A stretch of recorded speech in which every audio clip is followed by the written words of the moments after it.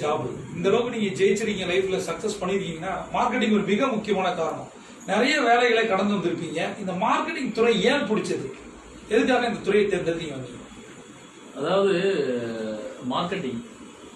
மார்க்கெட்டிங்கிறது எப்படின்னா, ஒரு employee marketing ரெண்டு வித்தியாசம் இருக்கு. எம்ப்ளாயிங்கிறது நம்ம ஆஃபீஸ்க்கு போகிறோம், ஆஃபீஸில் வந்து நம்ம எம்டி நமக்கு வேலையை கொடுக்குறாங்க, அந்த வேலையை செய்யறோம். காலையில் 9 மணிக்கு போகிறோம், ஈவினிங் 6 மணிக்கு வந்தோம்னா கொடுக்கப்பட்ட வேலைகளை செய்யறது எம்ப்ளாயி. உங்களுக்கும் ஓனருக்கு இல்லை கேப் உங்களுக்கும் ஓனர் இடையில அதே தொடர்பு இருக்கும்.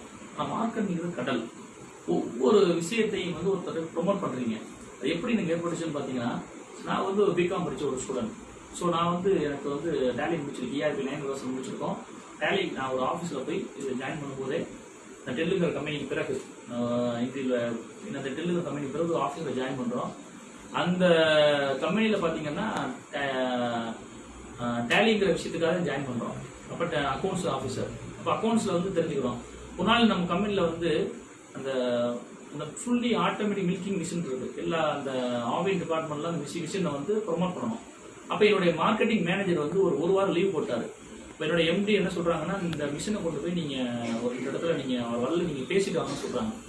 முத முறையா போறோம். அப்போ சில கம்பெனிஸ்லாம் மணலியில் இருக்கு, மணலி மாதவரத்துலாம் இருக்கு. அந்த கம்பெனியில் பேசுறோம். பட் பேசும்போது நம்ம பேசக்கூடிய அந்த உண்மையான தன்மை, அது வந்து அந்த அந்த பர்ச்சேஸ் ஆஃபீஸர்னு சொல்லுவாங்க. ஒரு மிஷினை வந்து ஓகே பண்றதுக்கு அவர் ஓகே சொல்லணும், அப்பதான் அந்த கம்பெனி வாங்குவாங்க. அப்ப நான் பேசக்கூடிய வே ஆஃப் அந்த டாக்லையும் உண்மை இருந்தனால எனக்கு ரொம்ப பிடிச்சி போச்சு. அவர் வந்து இதே மாதிரி நம்ம ஒரு வாரம் நான் போக போக எனக்கு ஆஃபீஸ்குள்ள இருந்து வேலை பார்க்கறத விட வெளியில போய் நான் சுத்தி அலைஞ்சு போகும்போது எனக்கு ரொம்ப பிடிச்சிருந்துச்சு. ஸோ அப்ப ஒரு விஷயம் யோசிச்சோம், ஒரு பொருளை விற்கணும் அப்படின்னா திறமை, ரெண்டாவது உண்மை, ரெண்டு விஷயம் மட்டும் தான் போதும். அதோட அந்த பொருளுடைய குவாலிட்டி, அப்புறம் ஒரு மனிதனுக்கு திறமை இருக்கணும், உண்மை இருக்கணும், பொருளுடைய குவாலிட்டி, இந்த 3 விஷயங்கள் இருந்துச்சு அப்படின்னா மார்க்கெட்டிங் எந்த பொருளையும் விற்கலாம்னு முடிவு போறோம். ஸோ அங்கே ஏற்பட்டதுமே அந்த மார்க்கெட்டிங் மேல அந்த பெரிய நம்பிக்கை, அதுக்கு அந்த பாலமா அமைஞ்சதுதான் ரியல் எஸ்டேட். அப்போ ஒரு மிஷின், ஒரு மில்கிங் மிஷின் என்னால விற்க முடியுது, மக்கள் நம்புறாங்க, மக்கள் அந்த கம்பெனி நம்பி என்ன பொருளை வாங்குறாங்க அப்படின்னா, ஒரு இடத்தை விற்பனை பண்றோம்னா 3 விஷயங்கள், இந்த திறமை இருக்கு, என்கிட்ட மார்க்கெட்டிங் மேல எனக்கு நம்பிக்கை இருக்கு, உண்மை இருக்கு, பொருள் இருக்கு அப்படின்னா செய்யலாங்கிற எண்ணமே அங்கே உருவானது. ஸோ அதுல நம்ம ரியல் எஸ்டேட் ஆரம்பிச்சோம்.